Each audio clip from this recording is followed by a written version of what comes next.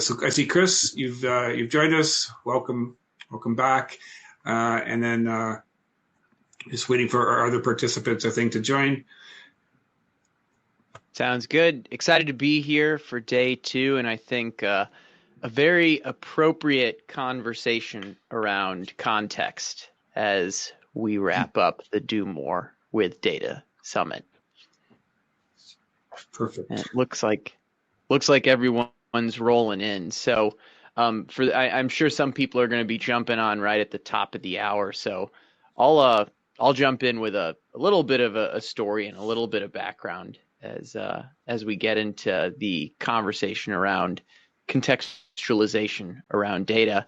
I mean, I think of context often as a podcaster and a communicator, and the way we communicate and the way language is used in terms of how we interpret a situation when we're hearing it via email or when we're hearing it in person, and we have different cues that we can read. And I think there's something to be said about understanding the context of the data you're getting as well. And we've talked about what I've heard for the past couple of days around not getting data for data's sake, but making sure there's context there. So I look forward to jumping into this conversation with our team. Before we get there, Dave and Mark, is the master of ceremonies, do you have anything you want to say before we jump into this next session?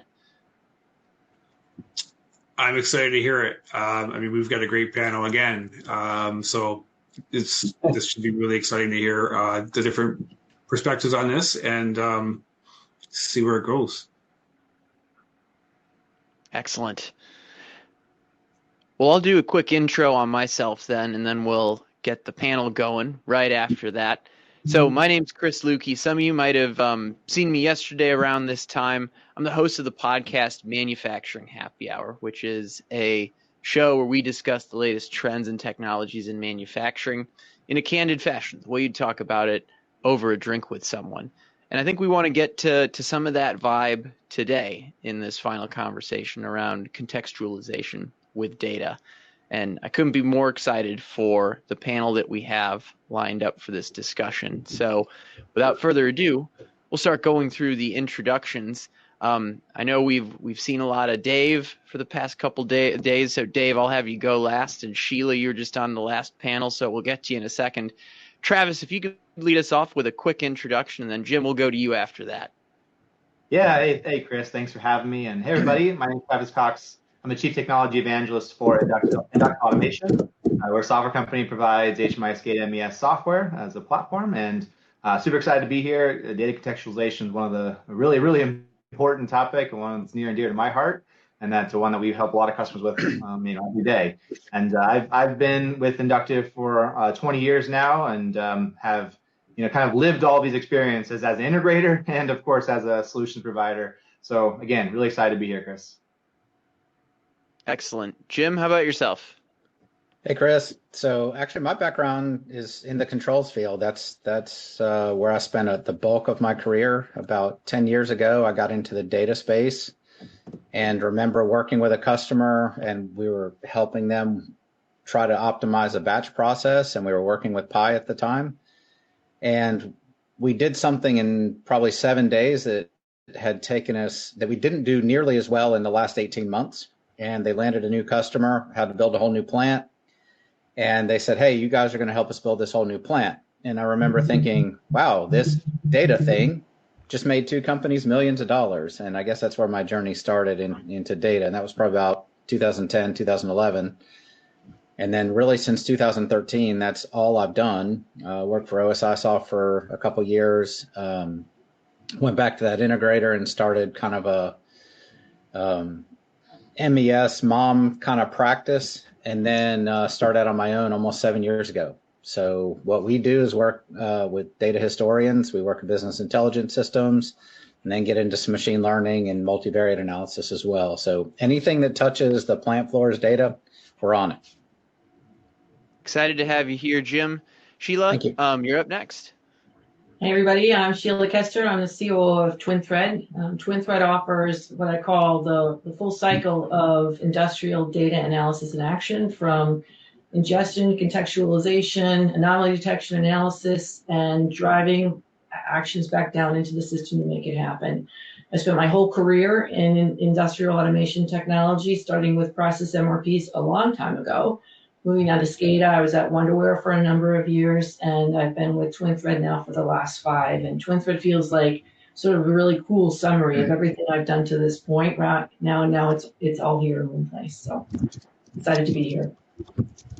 Welcome, Sheila, and last but certainly not least, but one of the last of many times he'll be making an introduction this week. Dave, how about yourself? Hi, thanks, Chris. Dave Soren, Director of Sales Engineering at Litmus. I'm actually very excited about this. This is data contextualization, something we talk about all the time, and I think it's been a new journey that a lot of people are taking and trying to get their heads wrapped around. So looking forward to this discussion. Thanks.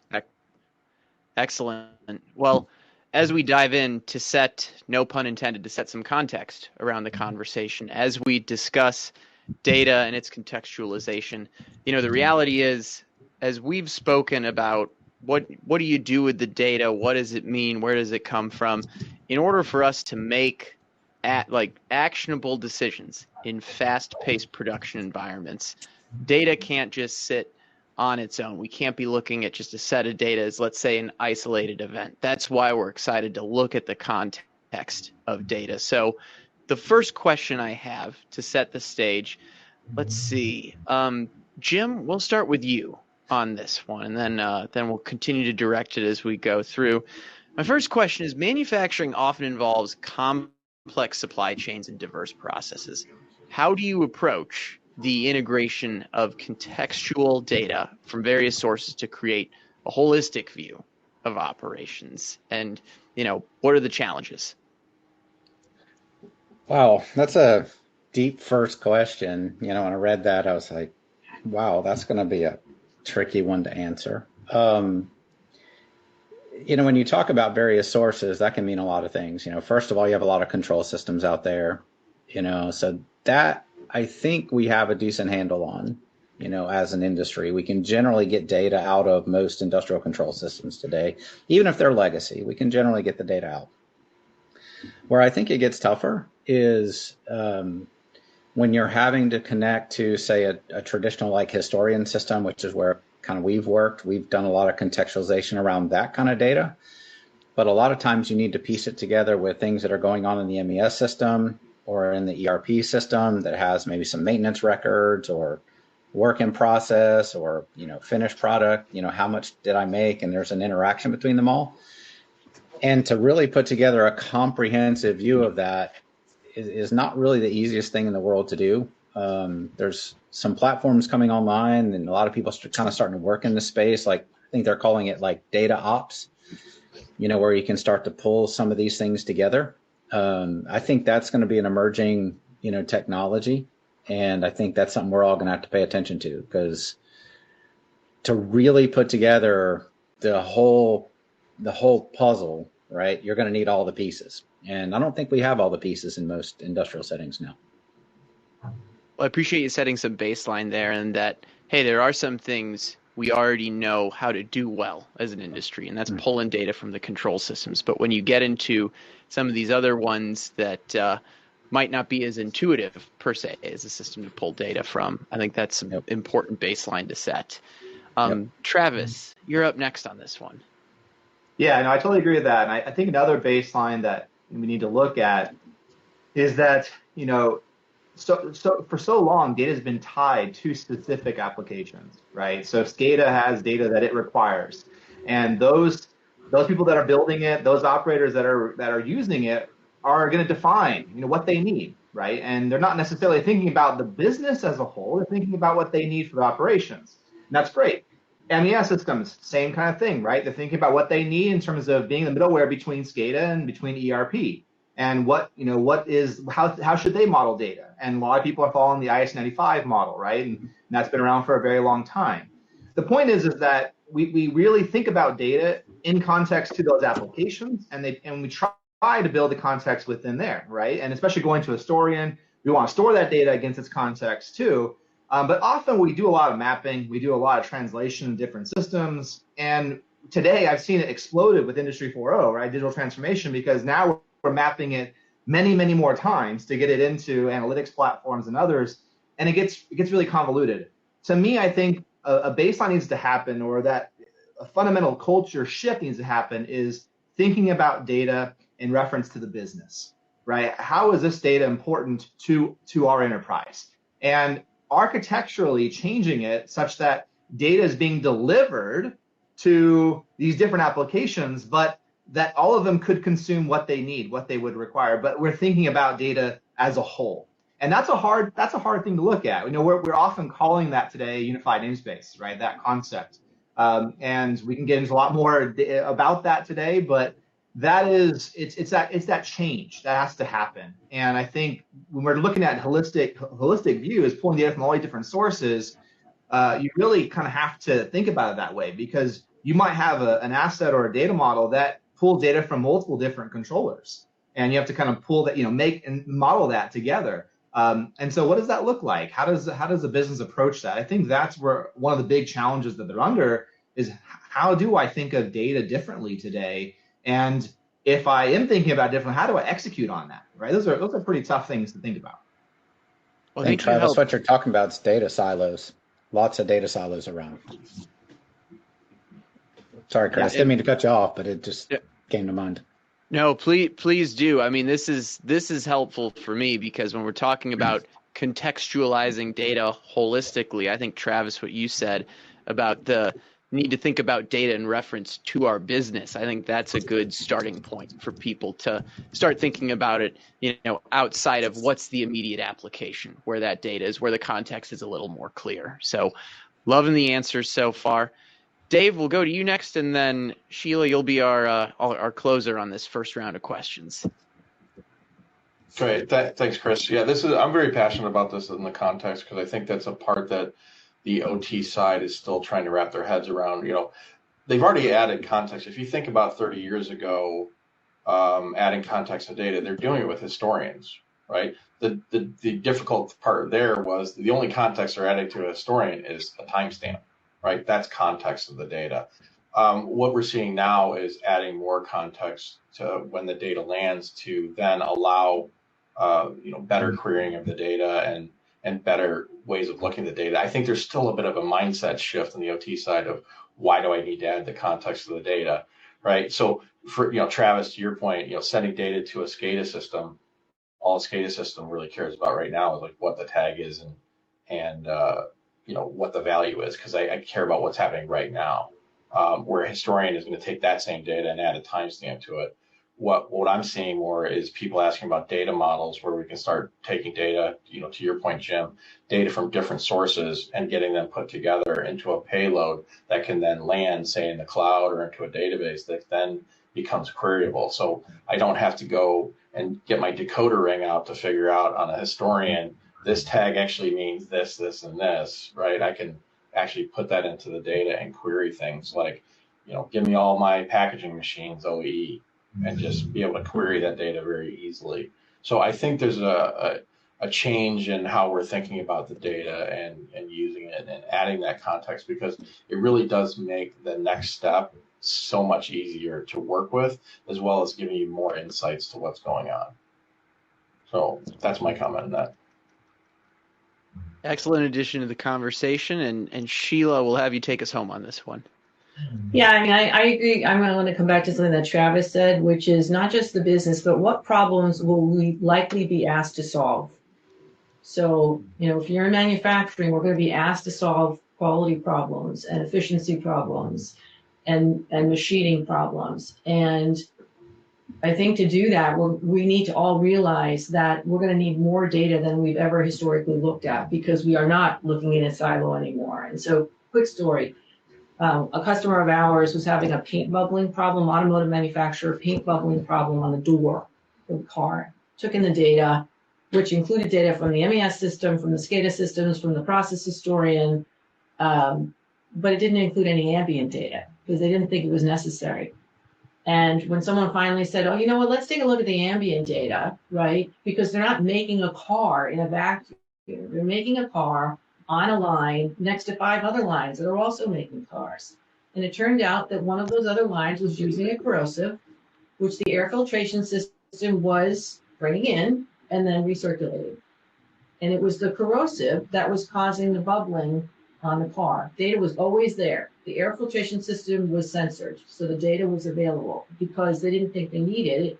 They wasted 6 months trying to solve a problem. And so it's saying, okay, let's understand the kinds of problems that we're going to want to solve, and let's recognize that we need more than we think we do in terms of breadth and variation of types of data.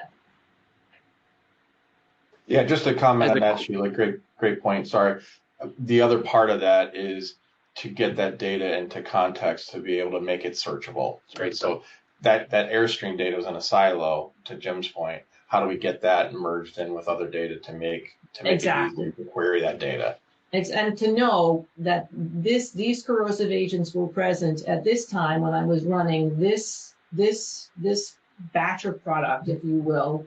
It was 22 degrees outside, and the humidity in the air was, you're right. And so bringing all those things together, especially since they're not always time spliced in the same way, is super challenging. It's doable. I'm seeing it done, but it is super challenging. And if I might add, you're talking about an example where they were fairly connected already, right? They can get access to that information. We have a lot of small and medium manufacturers who aren't connected, who don't have a lot of that data, and may have a problem very similar, but don't know how to approach it because, hey, they don't have the data, or they need to think about adding new sensors and new things in with what they already have. So not only do we have contextualization problems with data that already exists because some people are not bringing it all in, then we also have that there's a lot of data that they're missing because they just simply don't have sensors for. So I want to point that out because you can't add a lot of context if you don't have data at all, right? Right. Right. Yeah. Brent from Phyllis was actually talking about that yesterday. They started adding temperature and humidity sensors throughout to bring that data in, and that was solving some problems for them. You're right, Travis. They didn't have the data. And the other thing around that is the other side of context is don't give me data I don't need, right? I work in engineering organizations forever, and I'm like, look, I'm running the business. Here's what I need to know. And they're like, no. I want to puke onto you everything I know. No, stop. Here's the thing. I want to go ride on Space Mountain at Disney World. Here are the two things I want to know. I want to know I'm safe, and I want to know I'm having fun. I don't care about the marvel of the engineering of it. I don't care how hot or cold it is. Don't tell me any of that. And so context, I think, is also recognizing the role who will use the data and how they need to see it, and eliminating extraneous or heavy information from it, because then they won't use it at all.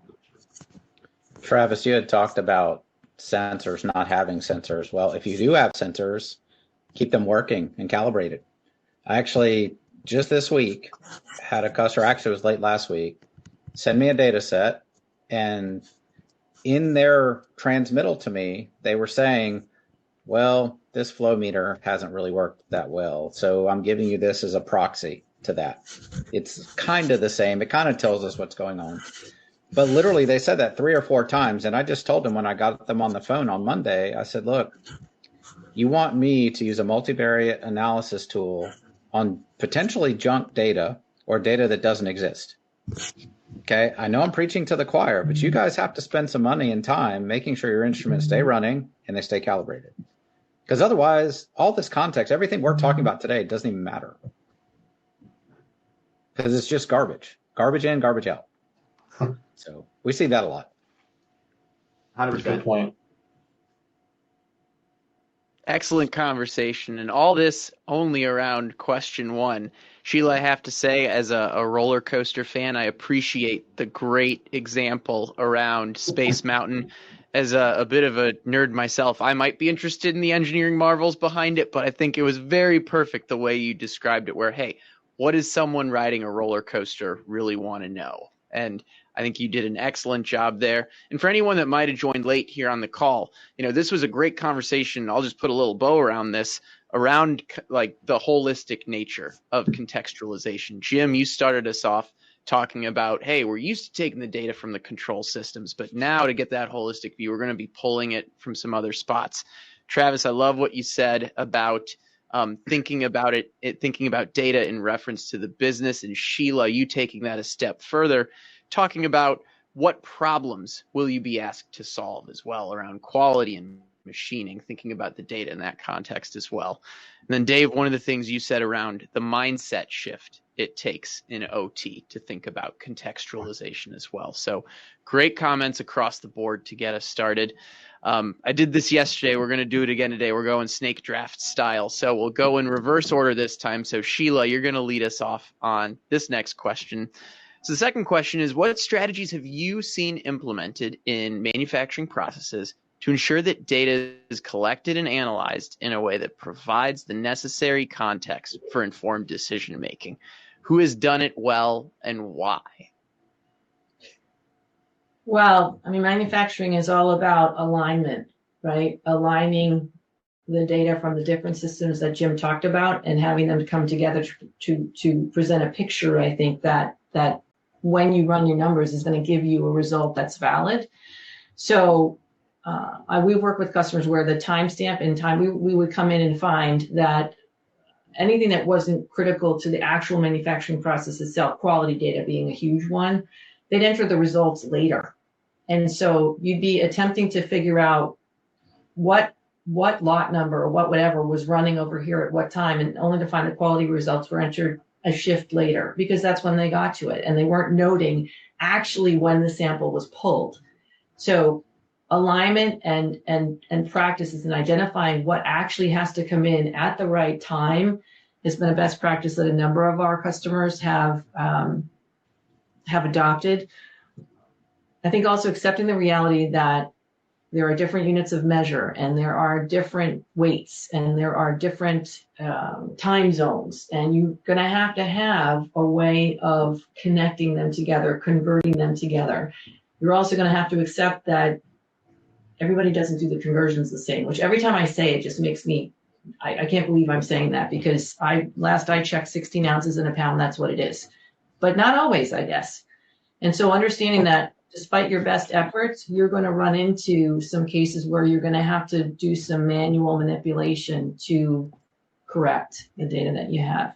And accept that that's what's going to happen, right? It isn't ever going to be completely perfect. And the last thing I'll say is people are fallible. And so what you can automate and digitize so that SCADA delivers to historian, delivers to your analytics package or whatever it is you're using, you should do that.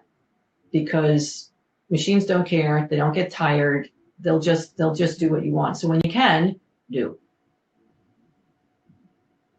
Excellent way to start us off. Dave, can you continue on this track? Yeah, thanks. This is actually going back to what you said earlier, Sheila, which is give me just the data I need.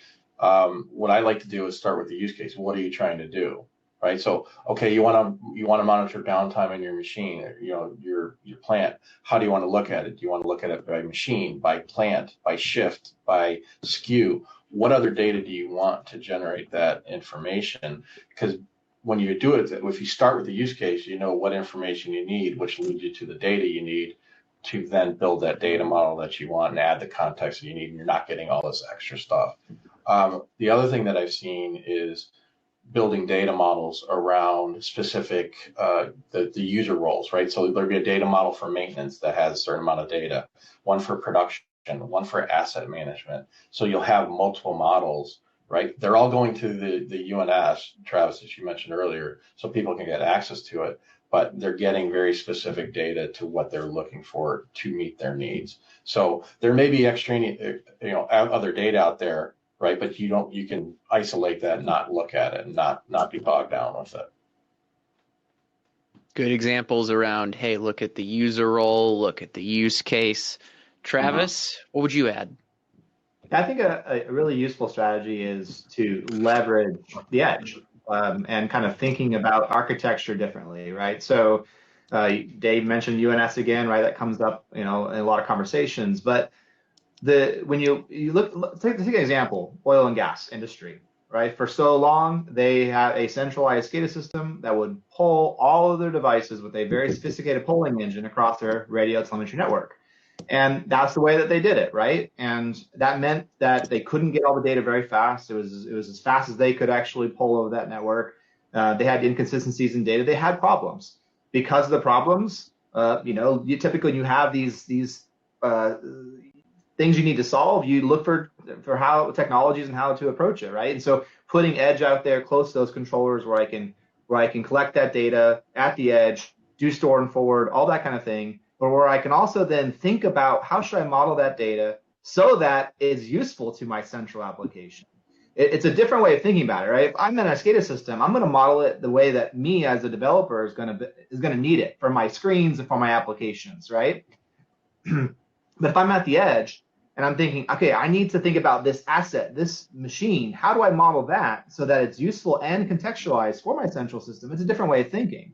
And so you do that, you publish it up, and people, there's a lot of people have been using things like MQTT and various technologies, PubSub technologies, because they can put an embedded computer at the edge that's over cellular, getting data up very easily. It changed the architecture. It solves that problem of they don't have to worry about the polling engine anymore. They can report data by exception when the data changes. They can actually get model data at the edge. They can have it cleaned at the edge, contextualized, and it's useful not just to SCADA, it's useful to many other business systems at the same time, right? So I take that example because, they're in oil and gas, I think they're the front runner in that, in the architecture because they kind of had to, right? If you look at a manufacturing environment where it's everything's connected, it's fiber, we're all good, we're not necessarily thinking in that way again, right? Again, it's that mindset change. I think we go back to it because I think it's really the most important part.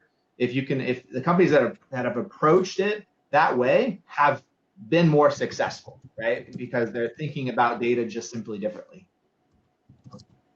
Yeah, I like that example of certain industries. It necessitated them to think about the way they contextualize it differently. So I think it goes back to kind of an overall point in our industry why it's important to look at different verticals outside of the ones that you happen to be in. Great conversation so far on this one. Jim, we got you to wrap this one up for us.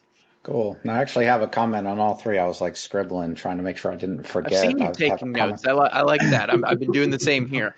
Yeah. So I guess like in our world, what strategies have we used? Well, working in like a space with a system like Pi, it has a contextualization layer. It has asset framework. I can organize my equipment. I can build events, do some specific things. So it ends up kind of being this,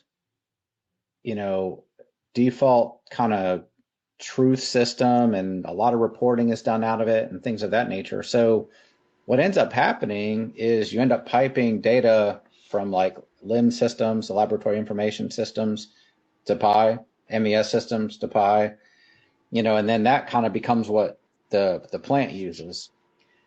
But the reality is to really build a comprehensive picture, you may need GIS data. You may need, depending, like if you're in oil and gas or power, you may need, your maintenance data in SAP or Maximo, right, to put together in context.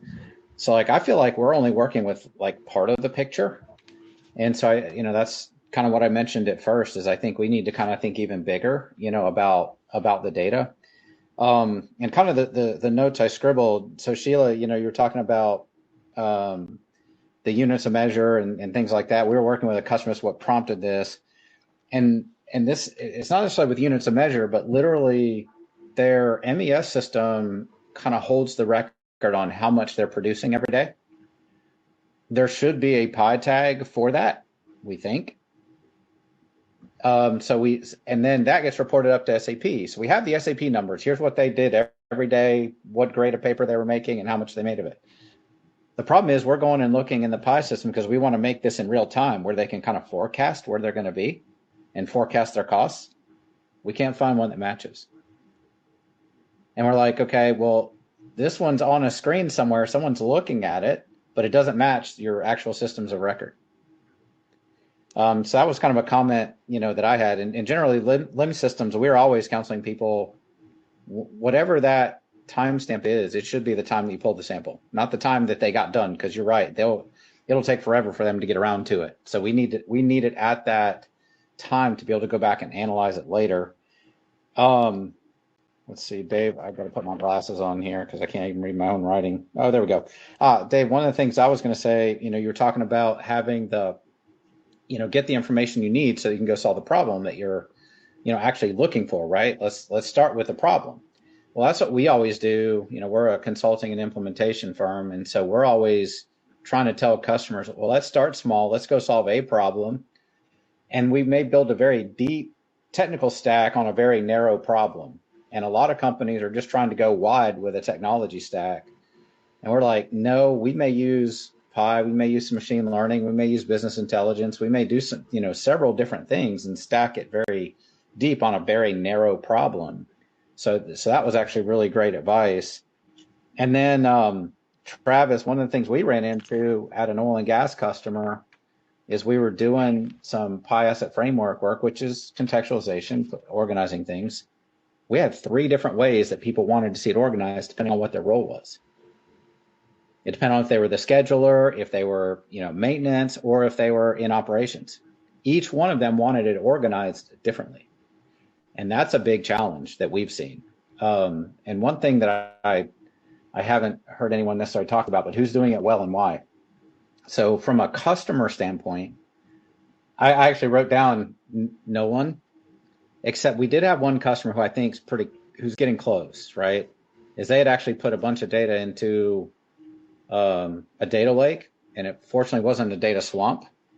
And they were actually putting a bunch of stuff in Power BI and bringing that back as a dashboard that they actually used to manage their business. And one of the guys that works for me, Ben Still, had done a bunch of work on it, but it was a lot of work. It was a lot of work, even though you already had the data in the data lake. It wasn't, the SAP data wasn't consistent from plant to plant.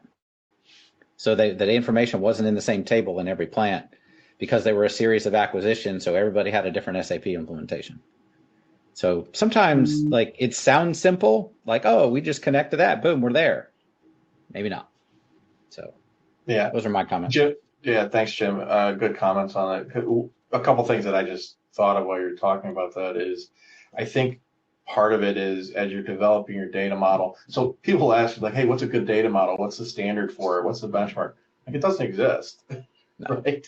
And everybody's a little bit different. Maybe we'll get closer, as we go. But, so what my comment on is that it was like, well, when you're going to add context to the data, make it flexible enough where you can add more.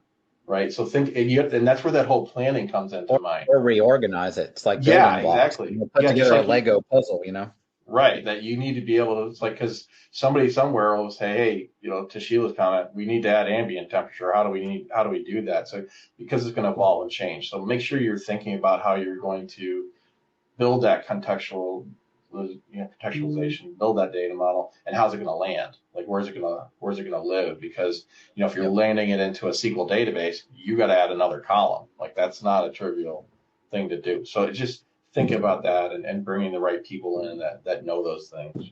If I can expand one thing on that, Dave, like there are groups out there like STESME, Smart Manufacturing is trying to kind of build profiles, right? SM profiles for various assets and machines. There's the OPCOA Part 5. It's kind of built based on the Part 5 specification.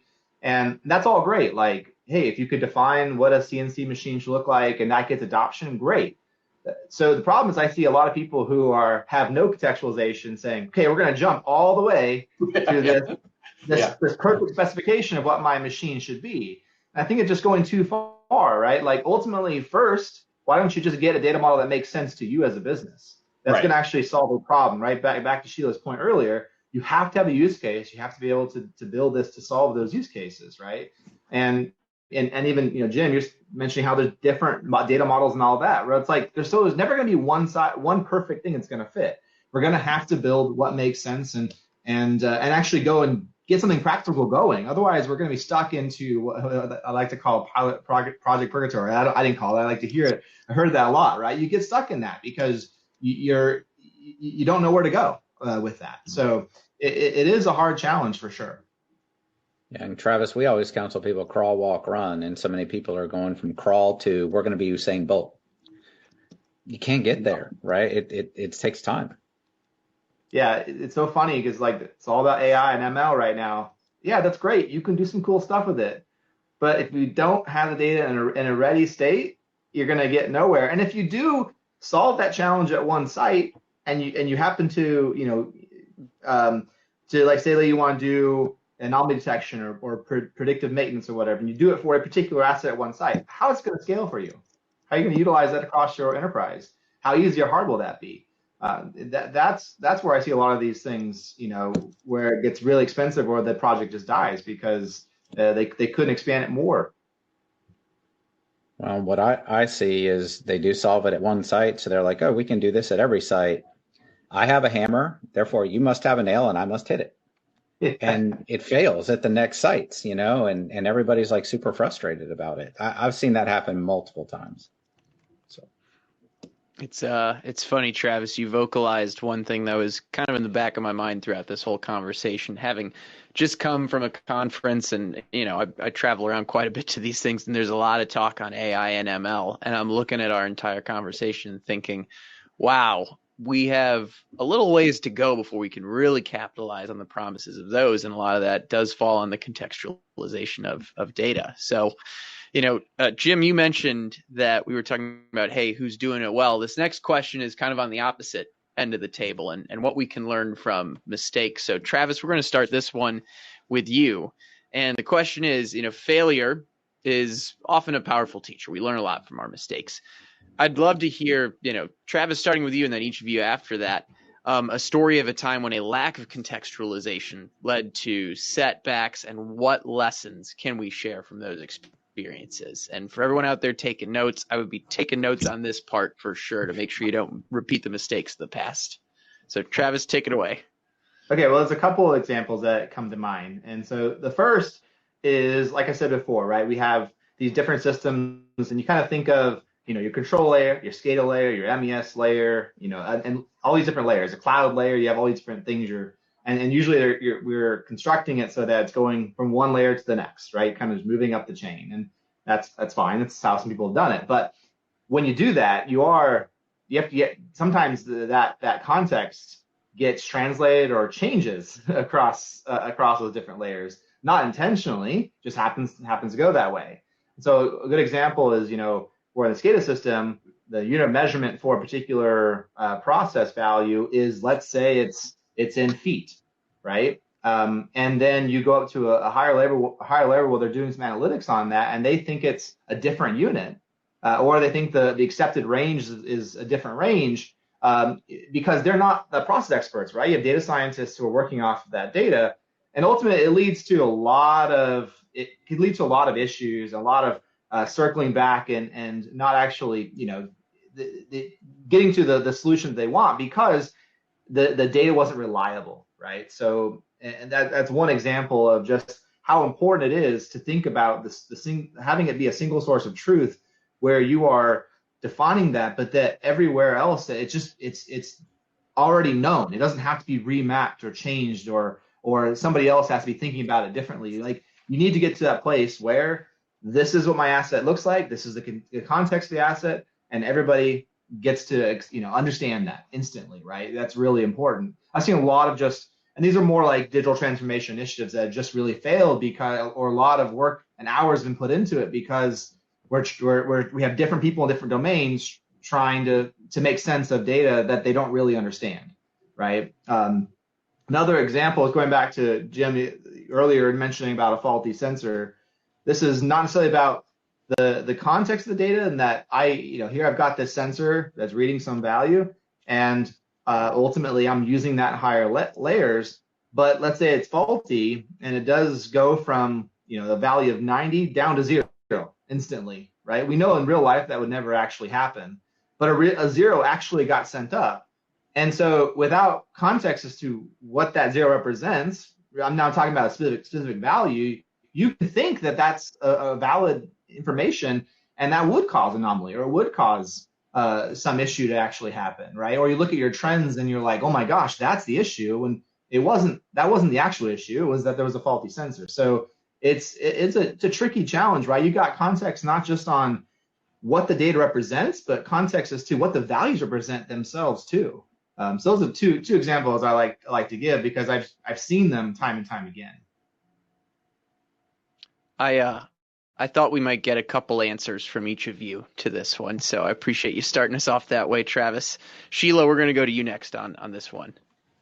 So I'm going to frame this as what to do, and you can all figure out what didn't happen.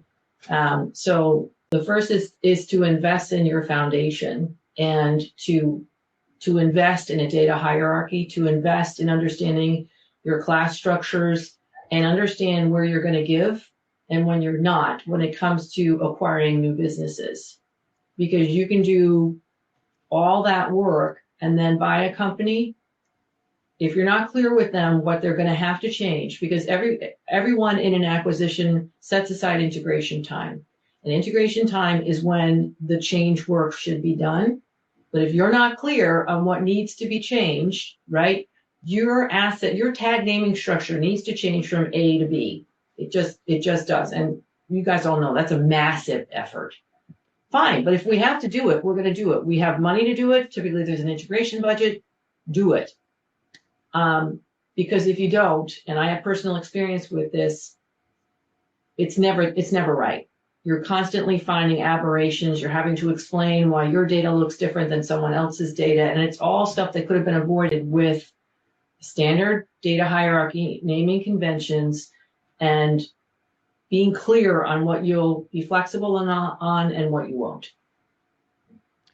Sheila, I've got a little bit of a follow-up question on this, and it doesn't need to be an exact number, but what percentage of companies do you think are doing this versus the percentage of companies that aren't? I'm curious in that regard. I think I haven't met one yet that's doing it fully, truthfully. So maybe 5% are doing it at some sort of a level, and it almost a little bit relates back to the last session, the OT-IT thing, because you sort of also have to consider a bunch of contexts that people just aren't used to thinking about. But I haven't seen anyone do it broadly. I don't know, has anyone else? No. It's the more I hear about people saying, hey, you need to treat your data as an asset, everything you said makes very intuitive sense, because you would try to standardize other assets in different ways as well that way. And I think that's, we talked about a mindset shift earlier. I think it goes back to that as well. So I think it's more than that too. I think it's, people create a business case when they buy a business to say, we're going to get this type of payback from it. Well, how do you know if you did? If you can't actually connect what they do with what the rest of the business is doing. Right. And that's what it comes down to. And that can cost people their jobs. And it's just not pretty. And so let me backtrack from I don't know anyone who does this. I know people who are companies that are investing now in what I would call the basics of a data mapping, a data hierarchy structure. So that's coming, and it's just absolutely necessary in order to just pull things together and present them to someone who's interested in more than your little corner of the world. If I could add one quick thing to what Sheila was saying, like in terms of like we look at mindset shift, it's easy important to think about. I look at an example like cybersecurity. Mm-hmm. We realize at some point business realize, okay, cybersecurity is super important, and we have to make this a culture change within the organization that everybody plays a role in it. It's not that it's just implied. So security is not just given. It's not automatically done, right? Everybody plays a role into that with the organization. It's the same concept with data, right? That we all play a role in it, and that we all have to contribute to that in some way. It's not just automatic. We kind of think of it as just being automatic.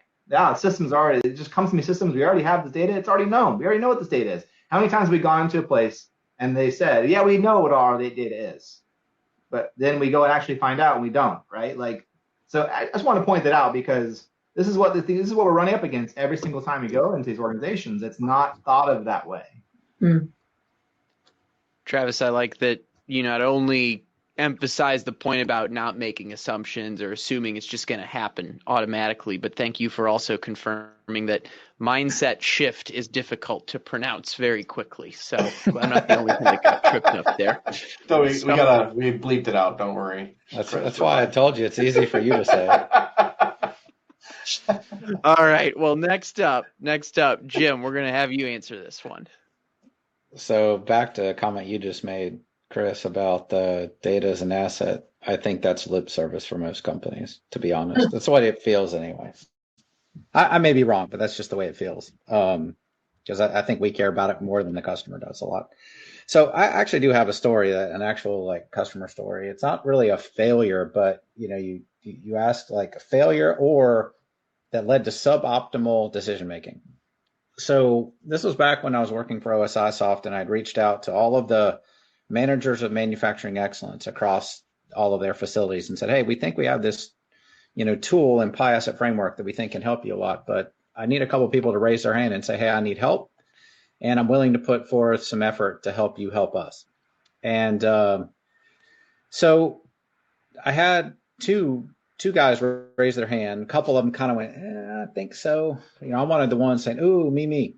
And the first one was, easy. I won't tell that story. The second one was kind of interesting. It was actually not far up the road from me now. And this was at a paper company, and they had winders that were not keeping up with the paper machine, and they couldn't figure out why. And they were blaming the winders. They thought it was the equipment. They'd had the equipment vendor in, he's checking it out and like, everything's running like it should. And so what we did is we work with them to add some context to the data.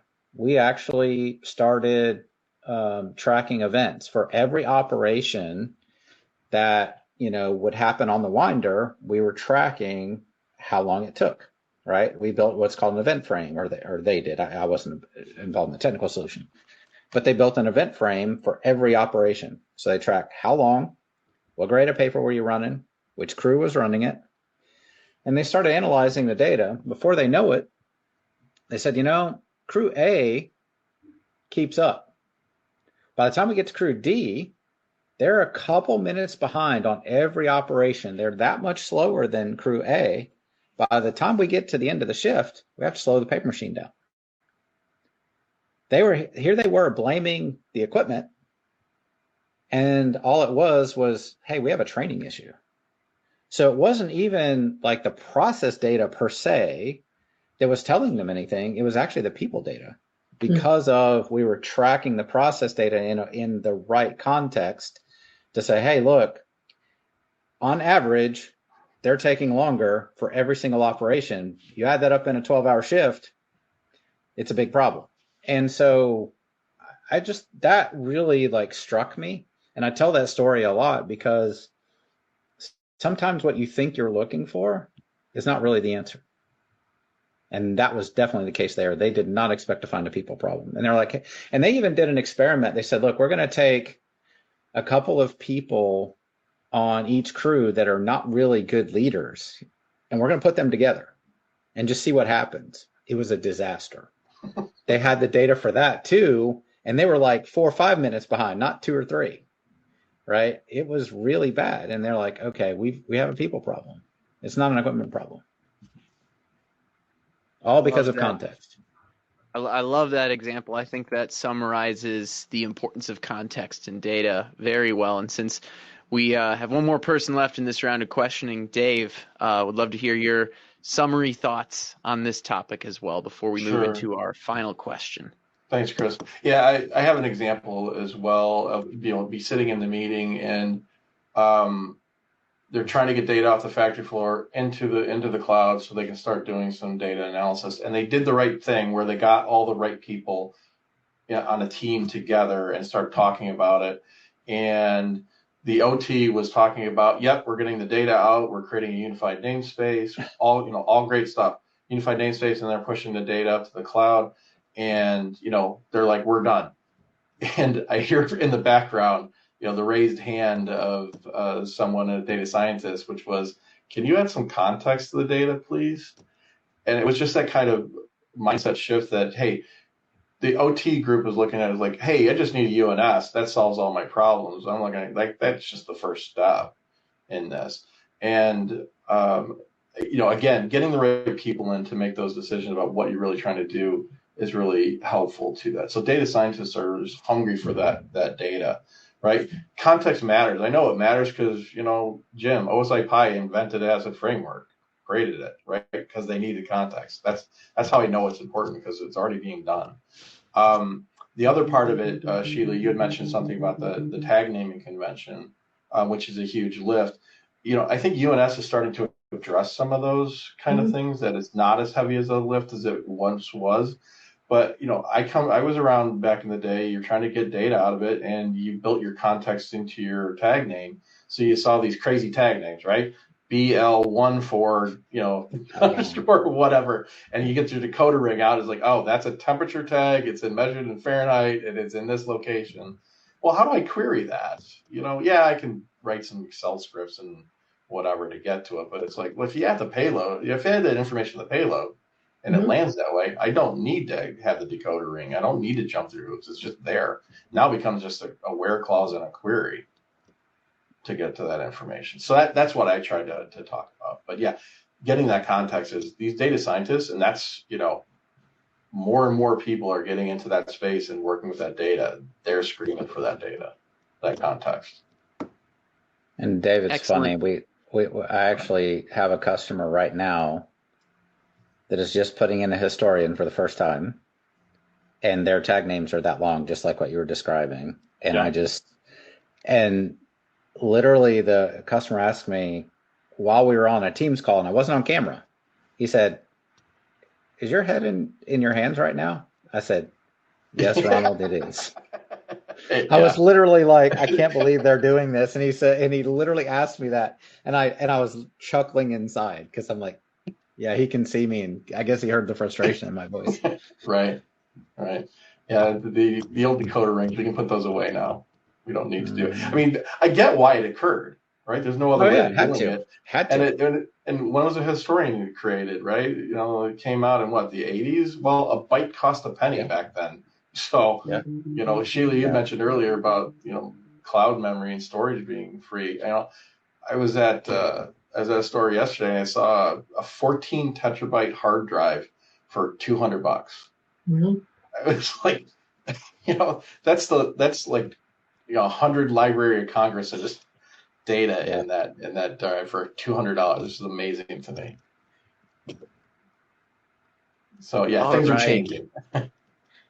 Well, speaking of things changing, I think that's a good segue into our last question here. And Sheila, we'll start with you on this one. And we do, just for a time check, we got about 7 minutes left. So I'm looking for your like 1 to 2 minute answer from each of you on this one. So Sheila, with the increasing adoption of Industry 4.0 technologies, how do you see the role of contextualization evolving in manufacturing? And what emerging tools or practices do you believe will further enhance the use of data in the industry? I think this is a good closer for us. Okay, so 2 sentences. I think that the use of contextualization will be mandated, because it will be necessary for all of the value to be achieved. I think digital twins and classification structures are going to be a massive part of making that happen. To be fair, you do have more than 2 sentences, 2 minutes if you did have anything. I didn't want to rush you. Okay. Yeah, I think, but I think that's enough of an answer, which is contextualization becomes much more valuable, because I think the line between OT and IT is already blurring and will continue to blur. And the people who are interested in consuming information out of the manufacturing floor, which for so long was a black box, much to the dismay of most of the people who work in manufacturing, that information will be made available to other people who are going to be actually super interested in it. So, yeah, that's what I want to say. Excellent answer. Dave, we'll have you go next. Thanks. Yeah, Sheila, I would agree with you on that it's going to become mandated. I think you're going to start seeing more standardization around data models and what context to add based on users. And everybody's going to be different on that. So the other part is, what I don't like about standards is it stifles innovation sometimes. So, you know, have the ability to take that data and make newer data models, innovate, and then basically go back and adjust the standardized data model is also going to be critical. But yeah, I think it's going to be something that is going to be critical of getting that data out and exposing that data. I also think just kind of a different tone is as people are buying machinery, they're now going to be demanding that the OEMs of that equipment are providing them with the information as part of the SLA. I get involved, and Travis, I'm sure you do too, as you get into like, okay, connect to the machine. Great. Where's your data? I don't know. Or you have to pay more to get it, which I also hear. Yeah. And it's like, oh, we didn't tell you about that. Yeah, I've run into that as well. We have a way to get that out. You can use our system, and you're forced to use theirs. So yeah. Great. Thanks, Chris. No, excellent answer. Appreciate you bringing the OEM perspective and connectivity beyond just connecting the machine into the picture. Right. Travis, we'll go to you next, and then Jim, we'll have you close us out. It's funny, Dave. You talking about the being mandated on the equipment, right? And I think there's an initiative, especially happening in Europe right now. And Siemens is a big player in it, in the digital product passports. Where they're basically you have a QR code on the device and you can scan it and basically says, here's the whole manufacturing process went through, here's the green thumbprint for it, and so on and so forth, right? But part of that would be, what is the digital signature of the data? What is the context of the data that's going to be derived from that device? Right? So I think being mandated is I also agree in that it's also critical to actually build a UNS, right? To actually get to a place where we have a space that models all the data across the organization.